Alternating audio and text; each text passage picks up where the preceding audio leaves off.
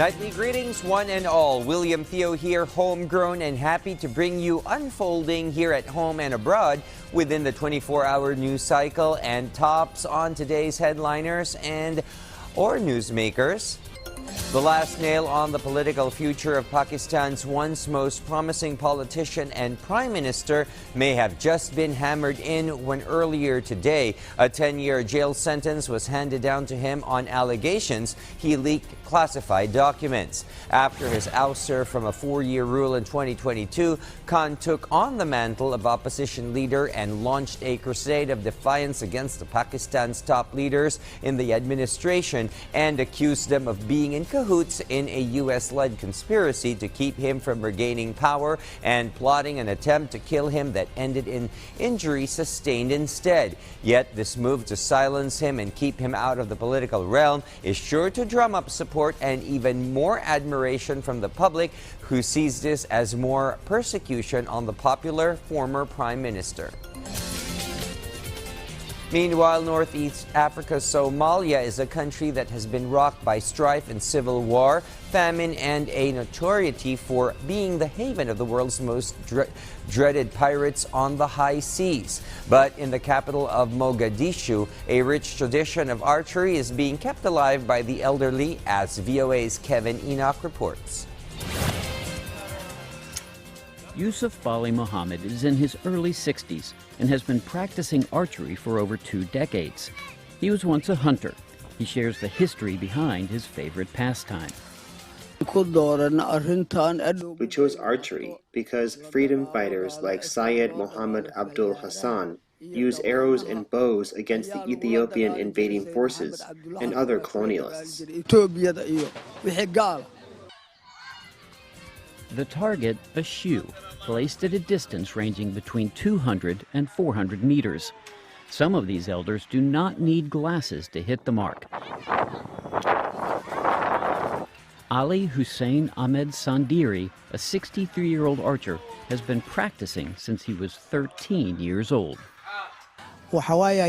It is a tradition passed down from generation to generation. We inherited it from our fathers and grandfathers. Islamic scholars used to tell us that this was used for liberation, and we have to keep the practice.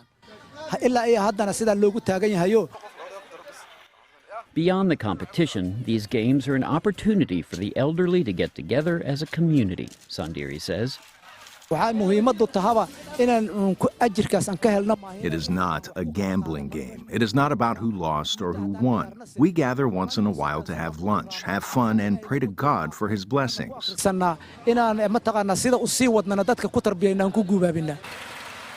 For these elders, it's a way to stay in touch with the past while exercising to stay young. For Jamal Ahmed Osman in Mogadishu, Somalia, Kevin Enoch, VOA News. Congress's inaction to authorize the release of more financial aid to Ukraine is also making it hard on Ukraine refugees who have fled to the United States, such as in Chicago, where the largest population of Ukrainians from the old country have resettled. VOA's Kane Faribault tells us more in this report. War came to Oksana Balan's village in the Chernihiv region of Ukraine when Russian tanks rolled through as hostilities began in 2022.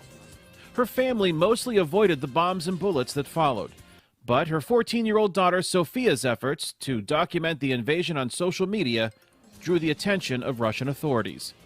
Fearing for their safety, Balan made the difficult decision to flee Ukraine with Sophia, as her husband stayed behind. We understood that we have to do such decision for education of our daughter.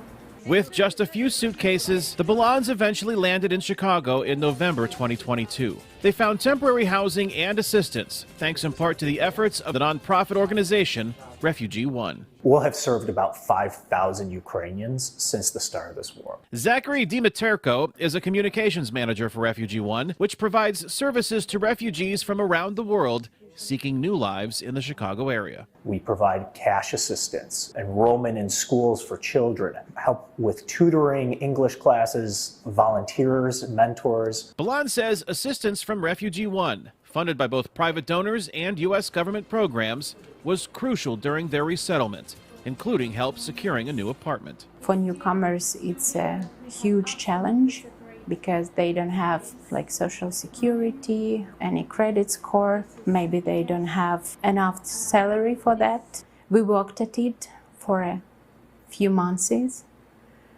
and we did it.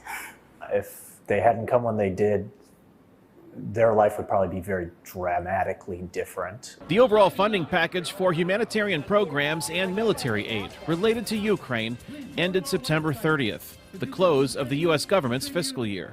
The lapse in funding since has impacted Refugee One's ongoing work.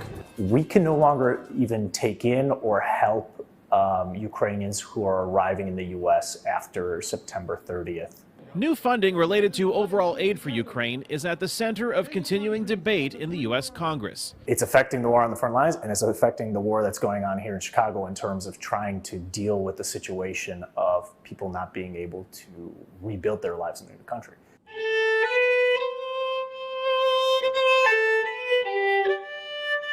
Sophia Balan, now 16, attends the Walter Payton College Preparatory High School and practices the viola with instructors at Chicago's Merit School of Music.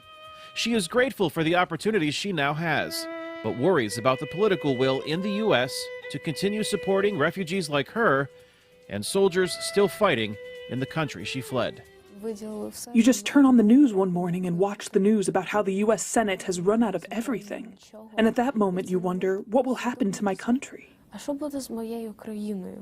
A country on the brink of a grim anniversary, 2 years since Russian forces invaded.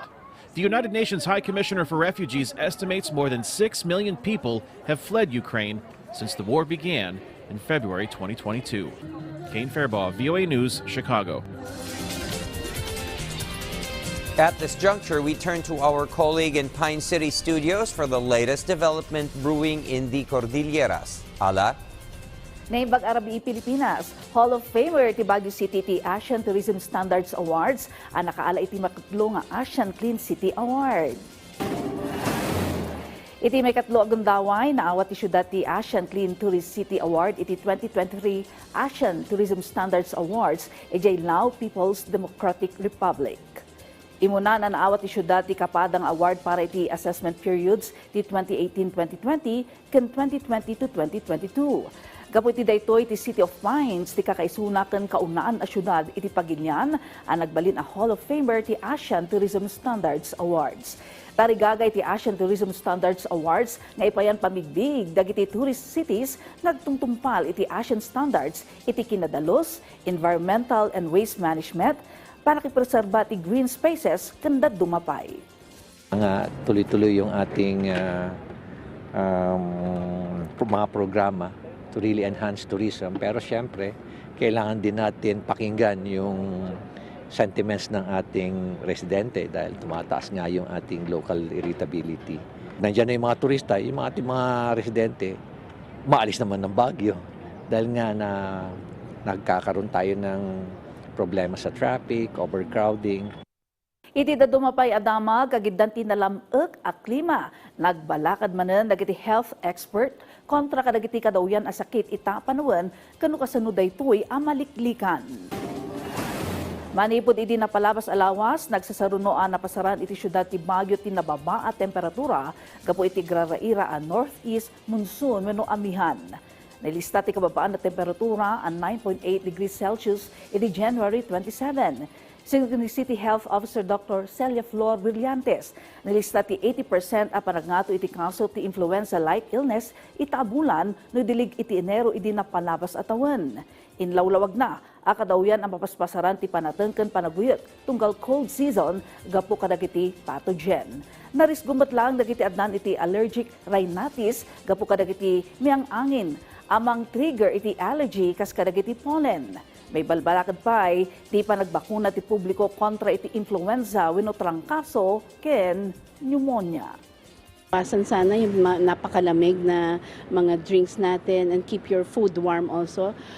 Malamig kasi food and drinks can be contaminated also. So iwasan lang natin, keep your food and drinks warm para po ay pagpasok sa ating katawan ay warm din. It will keep our systems activated.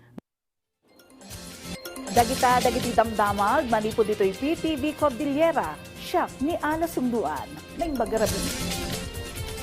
Thank you, Ala, and that's a wrap for tonight.